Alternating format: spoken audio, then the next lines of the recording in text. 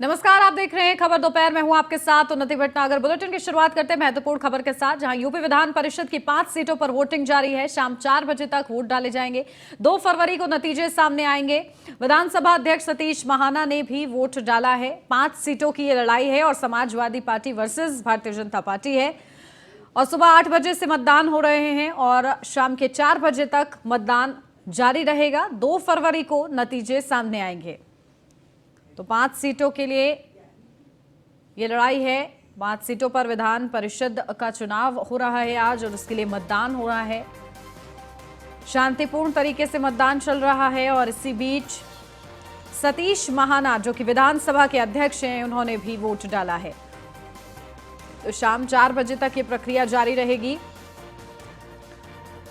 विधान परिषद की ये जंग महत्वपूर्ण है। चुनाव में किसका रंग जमेगा, ये देखना महत्वपूर्ण रहेगा। जहां 2 फरवरी को नतीजे सामने आएंगे,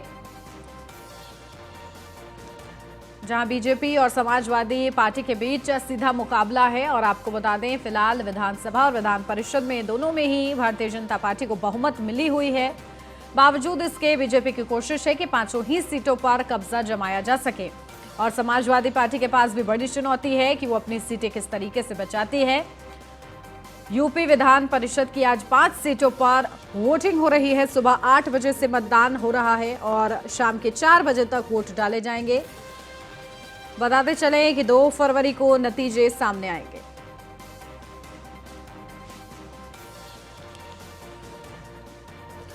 चलिए सीधा रुख कर लेते। ग्राउंड जीरो से हमारे संवाददाता हमारे साथ जुड़ गए हैं। अयाज खान बरेली से हमारे संवाददाता जुड़ गए हैं। फैजल खान बिजनौर से हमारे साथ जुड़ गए हैं। अयाज, क्या कुछ जानकारी, क्या कुछ स्थिति है, वो मतदान किस तरीके से चल रहा है?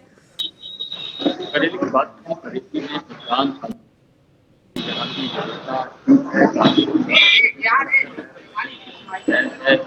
वोटर की बात अपना वोटर डाल रहे हैं। बिल्कुल, यानी कि शांतिपूर्ण तरीके से वहां पर मतदान किया जा रहा है। बिजनौर से फैजल भी बने हुए हैं। फैजल, क्या कुछ जानकारी? मौसम खराब होने के कारण भी लगातार अगर बात करें वोटरों की, तो लगातार वोटर वोट डालने आ रहे हैं। अगर बात की जाए प्रतिशत की, तो अभी तक 29% वोट बिजनौर में डाल चुके हैं। और अगर बात की जाए फाइट की, तो वही फाइट है बीजेपी से। अगर बात की जाए तो जयपाल सिंह और सपा से शिव प्रताप खड़े हैं और लगातार दोनों आमने सामने टक्कर में बताया जा रहा है। दोनों वोटिंग लगातार बढ़ते जा रहे हैं और बारिश होने के कारण भी लाइन लगातार बढ़ती जा रही है। कोई भी वोटर ऐसा नहीं है कि बारिश के कारण वोट डालने नहीं आ रहा। कितने फीसदी मतदान हो गया फैजल? अभी तक 2 बज चुका है। तो 19% मतदान बिजनौर में अब तक हो चुका है। बिल्कुल ठीक है। अयाज, वहां की क्या स्थिति है? कितने फीसदी का मतदान हुआ है अभी तक बरेली में?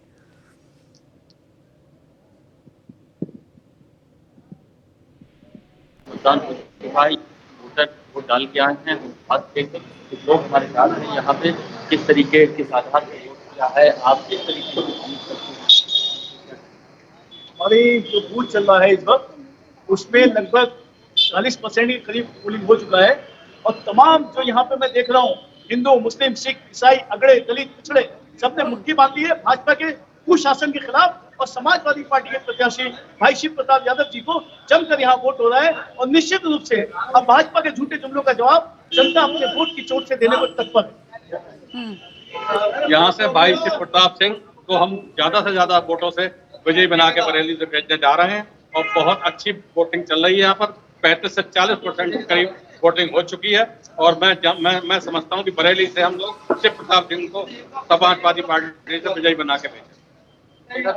वोटरों में उत्साह है। खासतौर पर पूरी तरीके से बीजेपी अपनी जीत का दावा कर रही है, सपा अपनी जीत का दावा कर रही है। अब ये देखना होगा चुनाव नतीजे किस तरीके से आते हैं, क्या मोड़ लेते हैं। हालांकि वोटर का रुझान आपने देखा किस तरीके से अपनी पूरी बात कह रहे हैं। अब ये देखना होगा वोट खुलने के बाद क्लियर हो पाएगा कौन जीतता है कौन हारता है। फिलहाल धीमी बारिश के बीच वोट डालना एक बड़ा उत्साह माना जा रहा है। जिस तरीके से अभी छत्तीसगढ़ में वोट डाला था, क्या विकास है, स्वतंत्रता की बिल्कुल, यानी कि मतदान को लेकर उत्साह वहां पर बना हुआ है। ठीक है, आज फैजल का रुख करते हैं। फैजल, देखिए किस तरीके से मतदान वहां चल रहा है। आप बता रहे हैं लंबी कतारें हैं, मौसम खराब होने के बावजूद भी वहां पर प्रत्याशी कितने ज्यादा आश्वस्त नजर आ रहे हैं?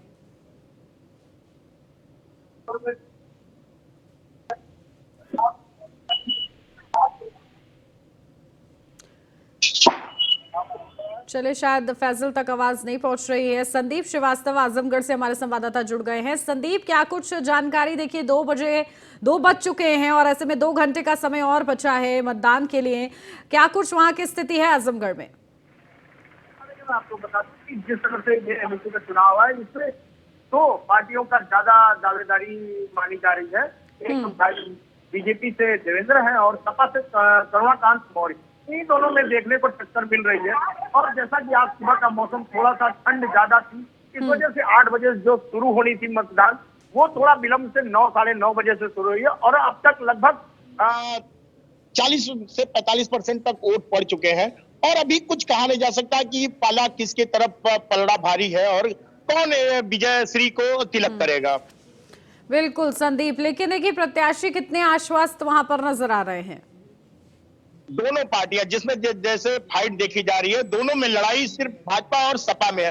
और दोनों के कार्यकर्ता, पार्टी के पदाधिकारी और खुद जो प्रत्याशी हैं, वो खुद कह रहे हैं कि हम अपनी जीत सुनिश्चित कर चुके हैं, हम जीत रहे हैं।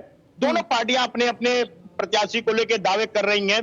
जैसा यहाँ पे यदुवंशी रुक गए भाजपा के, वो भी जगह जगह लोगों से, मतदाताओं से मिले और भाजपा के पक्ष में वोट देने के लिए प्रेरित किया। और उन्होंने भी ये बोला कि हमारी जीत सुनिश्चित है। वही उसी कड़ी में सपा के दुर्गा प्रसाद यादव, यहाँ के रमाश्री विश्वकर्मा, बलराम यादव, ये लोगों ने भी अपनी जीत की कोशिश की और प्रत्याशियों से लेके कहीं न कहीं वोटरों के पास गए और अपनी दमदार स्पीच से और उनको कन्विंस करके अपने प्रत्याशी को जिताने के लिए अपील की, जिससे लगता है कि दोनों पार्टी अपने आप में मजबूत है और ये देखने को मिलेगा कि कौन आखिरी मोमेंट पे जीतेगा। बिल्कुल, फिलहाल मतदाताओं की क्या प्रतिक्रिया वहां पर मिल पाई है मतदान के दौरान? मतदान का जो है वो मिला जुला असर है। लोग विकास को लेके और शिक्षा को लेके, कुछ मुस्लिम से बात करें तो वो मदरसे को लेके ही वोट कर रहे हैं और किसी का एक समुचित विचार नहीं है कि हम किसी चीज पे, सबको विकास चाहिए और रोजगार चाहिए, इसी मुद्दे पे लोग वोट कर रहे हैं। बिल्कुल। अयाज, बरेली की बात की जाए तो बरेली के मतदाताओं का क्या कहना है? के बाद मतलब पार्टी लगातार की बात लगातार के कहीं न कहीं उनको परेशानियों का सामना करना पड़ रहा है। गंभीर कई आरोप लगाए थे। अभी कुछ दिन पहले प्रदेश अध्यक्ष सपा के आए थे, उन्होंने कहा था हमारी बड़ी जीत हो रही है, शिक्षकों के साथ अन्याय हो रहा है। तो कहीं न कहीं उधर बीजेपी के प्रदेश अध्यक्ष आए, उन्होंने अपनी बात रखी। अब ये देखना होगा किससे भरोसा जताते हैं, किसे कैंडिडेट अपना प्रत्याशी जो है उसे अपना चुनते हैं। अब ये देखना होगा किस तरीके से कितना मतदान किसके हक में जाता है, उसी के आधार पर क्लियर होगा कौन जीता है कौन हारता है। फिलहाल तो वोटिंग हो रही है, के साथ साथ यहाँ होता है लोगों में बारिश के बीच भी वोट डालना एक बड़ा संदेश है। तो कहीं ना कहीं अब ये बिल्कुल, तो देखिए 4 बजे तक मतदान जारी है। आप दोनों ही नजर बना के रखिएगा। बहुत शुक्रिया आप दोनों का। लखनऊ से अब खबर, जहां रामचरितमानस की प्रतियां फाड़ने और जलाने का मामला है, जहां पीजीआई थाने में 8 आरोपियों के खिलाफ केस दर्ज। सपा के राष्ट्रीय महासचिव स्वामी प्रसाद मौर्य पर भी एफआईआर। माहौल बिगाड़ने, धार्मिक भावनाएं भड़काने की धाराओं में केस दर्ज। यशपाल सिंह लोधी, देवेंद्र यादव, महेंद्र प्रताप यादव सहित नरेश सिंह पर केस दर्ज। एसएस यादव, सुजीत संतोष वर्मा और सलीम पर भी एफआईआर दर्ज हुई है। अखिल भारतीय ओबीसी महासभा से जुड़े बताए जा रहे हैं आरोपी। तो देखिए रामचरितमानस को लेकर विवाद बढ़ता जा रहा है, जहां पहले बयानबाजियां होती हैं और इसको लेकर विरोध कहीं ना कहीं देखने को मिल रहा है। जहां एसएस यादव, सुजीत संतोष वर्मा और सलीम पर एफआईआर दर्ज हुई है। अखिल भारतीय ओबीसी महासभा से जुड़े बताए जा रहे हैं आरोपी। तो रामचरितमानस की प्रतियां फाड़ने और जलाने का मामला है, जहां पीजीआई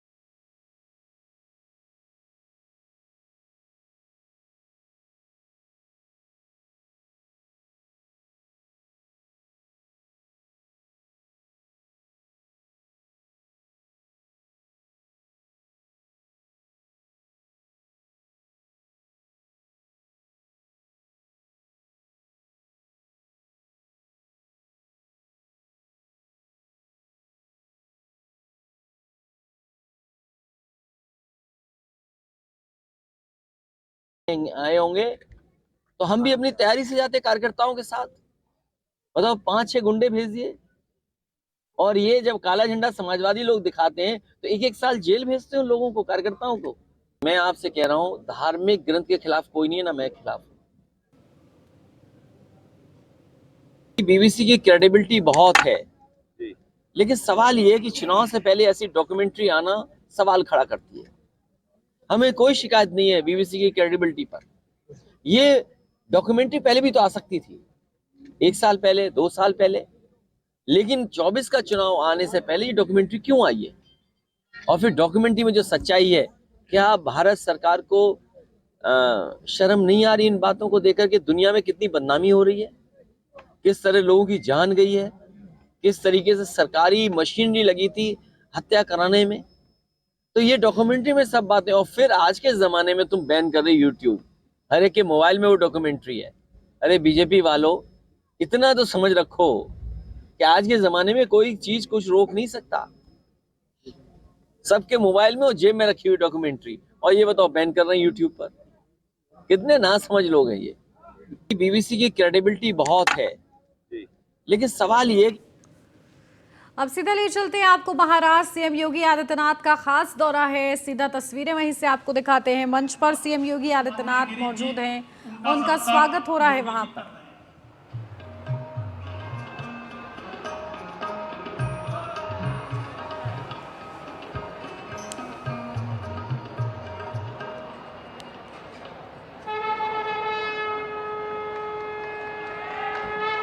इस छोटे से सत्कार समारंभ के बाद मैं सभी कार्यकर्ताओं का जो 6 दिन यहाँ रहे हैं और उनको घर से भी सारी मदद करने वाले माता बहनों को, सभी संतों को, आज हमें मार्गदर्शन करने वाले आए हुए सभी संतों का हृदय से अभिनंदन करता हूँ, उनका ऋणी रहता हूँ, और आगे का कार्यक्रम हम शुरू करेंगे।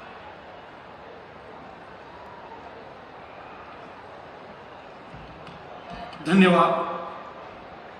इसके बाद वृंदावन धाम के गादीपति ब्रह्मलीन परम पूज्य लक्ष्मण चैत्र जी बापू, इनके कृपा पात्र शिष्य एवं वर्तमान गादीपति हमारे श्रद्धेय गोपाल चैतन्य जी बाबा, इनसे मैं अनुरोध करता हूं कि वह आशीर्वचन हम सबको दें।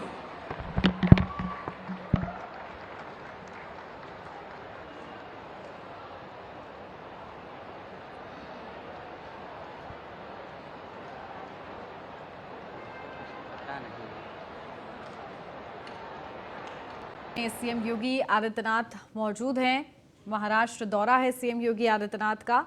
उनके साथ योग गुरु बाबा रामदेव भी मंच पर नजर आ रहे हैं। खास उनका ये दौरा है 2024 के लिहाज से बेहद ही ज्यादा महत्वपूर्ण ये दौरा सीएम योगी आदित्यनाथ का। और सीधी तस्वीरें इस वक्त हम आपको दिखा रहे हैं। बढ़ते आगे बात करते हैं श्रीनगर से, जहां कांग्रेस की भारत जोड़ो यात्रा का समापन समारोह। भारी बर्फबारी के बीच भारत जोड़ो यात्रा का समापन। शेर कश्मीर स्टेडियम में राहुल गांधी की रैली। तो देखिए, कन्याकुमारी से शुरू हुई यात्रा, भारत जोड़ो यात्रा श्रीनगर में संपन्न हुई है। कन्याकुमारी से कश्मीर तक भारत जोड़ो यात्रा निकाली है राहुल गांधी ने, और इसे ऐतिहासिक भी उन्होंने बताया है। सोचा था वही हुआ। जम्मू कश्मीर के लोगों ने मुझे हैंड ग्रेनेड नहीं दिया, अपने दिल खोलकर प्यार दिया, गले लगे।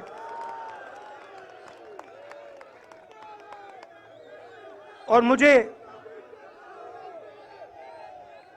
बहुत खुशी हुई कि उन्होंने, उन सब ने मुझे अपना माना, और प्यार से बच्चों ने, बुजुर्गों ने आंसुओं से मेरा यहां स्वागत किया। मैं अब जम्मू कश्मीर के लोगों से, और जो यहां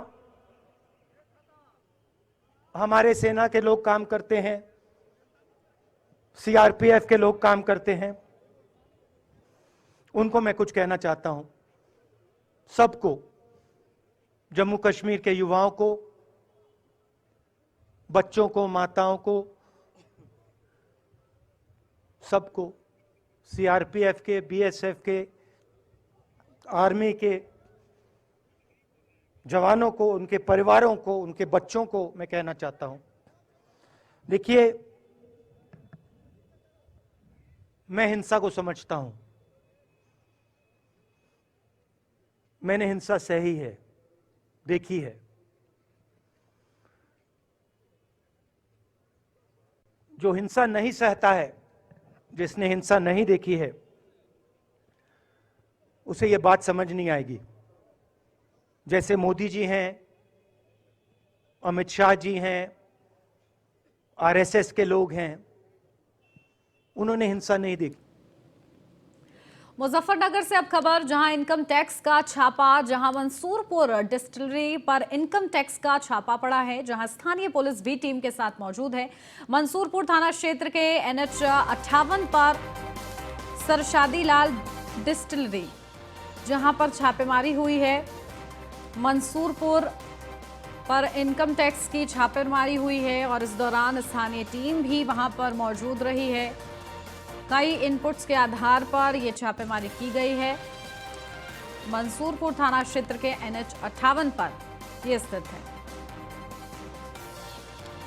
तो मुजफ्फरनगर से खबर, इनकम टैक्स की बड़ी छापेमारी, जहां मंसूरपुर डिस्टिलरी पर इनकम टैक्स की छापेमारी हुई है और इस मौके पर स्थानीय टीम के भी बड़े अधिकारी मौजूद रहे हैं, स्थानीय पुलिस की टीमें मौजूद रही हैं और इसी के साथ मंसूरपुर थाना क्षेत्र के NH 58 पर सरशादी लाल डिस्टिलरी का ये पूरा मामला आपको बता रहे हैं।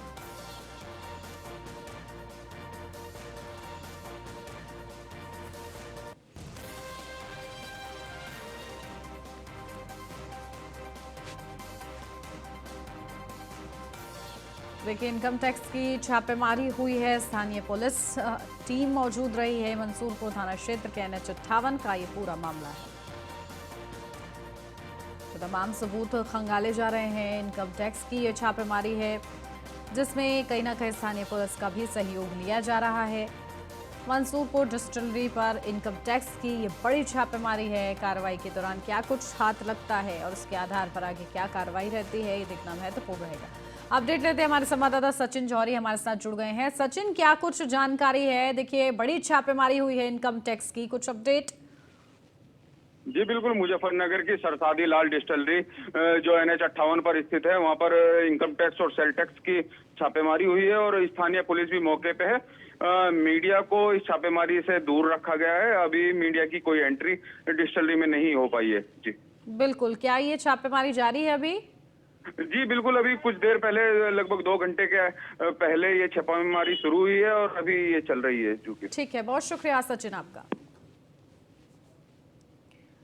यूपी सरकार में कैबिनेट मंत्री और निषाद पार्टी के राष्ट्रीय अध्यक्ष डॉक्टर संजय निषाद ने समाजवादी पार्टी पर निशाना साधा है। साथ ही उन्होंने कहा है कि सपा का राम विरोधी चेहरा है, वहां अधर्मी लोगों की ही जगह मिलती है। इस दौरान संजय निषाद ने न्यूज़ 1 इंडिया से खास बातचीत की है। क्या कुछ और अहम कहा है, सुनवाते हैं। हमारे साथ हैं उत्तर प्रदेश सरकार के कैबिनेट मंत्री डॉक्टर संजय निषाद, जो कि निषाद पार्टी के अध्यक्ष भी हैं।